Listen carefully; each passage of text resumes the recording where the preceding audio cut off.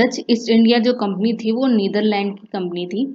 और अब जैसे ब्रिटिश का पहला एक बंदा आया था देखने कि बिजनेस कैसा है, रिस्क नहीं लेना चाहते थे, एकदम पैसा इन्वेस्ट नहीं करना चाहते थे वो लोग, वो पहले देखना चाहते थे। तो अपने एक बंदे को भेजते हैं 1596 में, इसका नाम था कॉर्नेलिस डे हॉटमैन।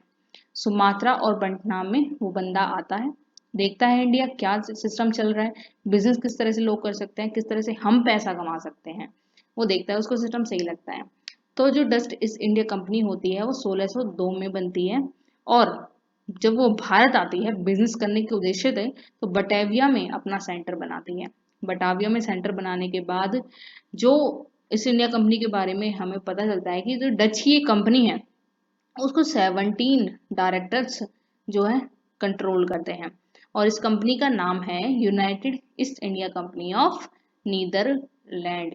इस कंपनी का जो मेन इंटरेस्ट था वो पैसा कमाना था, स्पाइसेस से ये स्टार्ट करना चाहते थे।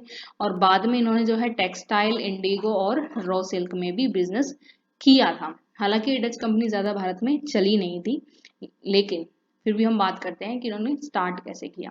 तो स्पाइसेस का इन्होंने स्टार्ट किया था, फिर उसके बाद टेक्सटाइल, इंडिगो, रो सिल्क को बेचने पर आ गए, तो उसका बिजनेस करने पे आ जाए थे।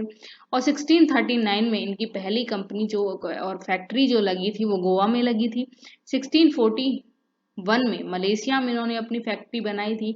1658 में सिलोन यानी कि जो श्रीलंका इस वक्त है उसको, जो कि पोर्टुगीज का लार्जेस्ट बेस था, उसमें अपनी फैक्ट्री बनाई थी। उसके बाद गोलकुंडा, गोलकुंडा में दो फैक्ट्रीज बनाई, गोलकुंडा जो कि तेलंगाना में अब स्थित है 1676 में। और 1676 में ही मालडा, और 1689 में खानाकुल जो कि बंगाल की जगह हैं उन पर अपनी फैक्ट्रीज उन्होंने डाली थी।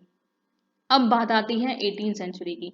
1689 के बाद जब वो 18 तक जाते हैं तो उनकी पावर्स कम होना स्टार्ट हो जाती हैं। क्यों कम होना स्टार्ट हो जाती है, बात करते हैं बैटल ऑफ बेडारा।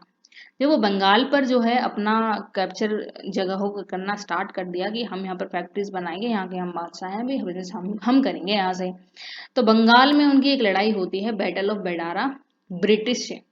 ब्रिटिश वहां बैठे हुए थे बंगाल में, तो ब्रिटिश से वो लड़ जाते हैं। 1759 में डच और ब्रिटिश के बाद बैटल ऑफ बेडारा होती है, जो कि बंगाल में होती है, जिसमें जो है डच जो होते हैं वो ऑलमोस्ट खत्म हो चुके होते हैं।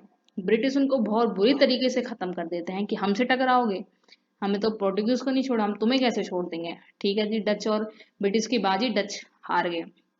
1795 में डच कंप्लीटली इंडिया से वैनिश हो जाती है, डिस्ट्रॉय हो जाती है। ठीक है, क्योंकि उसके बाद जब बैटल ऑफ बेडरा हुई थी, हालत बहुत ज्यादा खस्ता थी, इतनी ज्यादा खस्ता थी कि डच फिर उभर ही नहीं पाए और 1795 में बिल्कुल ही खत्म हो गए।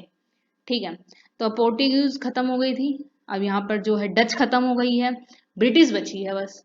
अब ब्रिटिश ही एंड तक बचती है और फ्रेंच एंड तक बचती है, बाकी सब खत्म हो जाते हैं। लेकिन हमें सभी कंपनीज के बारे में पढ़ना है, तो हमने जो है खत्म कर दिया पोर्टुगीज, ब्रिटिश और डच। अब